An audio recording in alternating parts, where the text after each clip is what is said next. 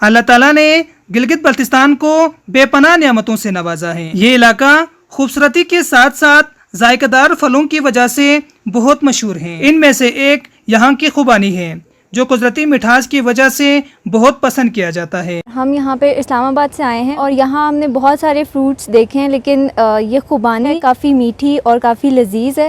جب سے ہم یہاں آئے ہیں ہم نے یہاں پہ بہت نیچرل فروٹس دیکھے ہیں، جیسے خوبانی ہے، یہ rich in source in minerals and vitamins ہے۔ میرا نام نفیسہ وزیر ہے۔ گلگت بلتستان میں ہر طرح کی ورائٹیز موجود ہے خوبانی کے۔ گانچے سمیت بلتستان بھر میں خلمان مرغلام سمیت اس کے 10 سے زائد ورائٹیز پائے جاتے ہیں۔ مقامی لوگ خوبانی سے گیری نکال کر سردیوں میں استعمال کے لیے خشک کیا جاتا ہے، جبکہ گیری سے تیل نکالتے ہیں۔ تو یہاں پہ خاصیت اس کی یہ ہے، اس جگہ یہاں پہ خرمانیوں کے درخت ہیں، یہاں سے فریش خرمانیاں اتر رہی ہوتی ہیں۔ یہ کھانے کے ساتھ ساتھ مختلف چیزوں میں آپ یوز کر سکتے ہیں۔ ماہرین کے مطابق یہ پھل انسانی صحت کے لیے بھی بہت مفید ہیں۔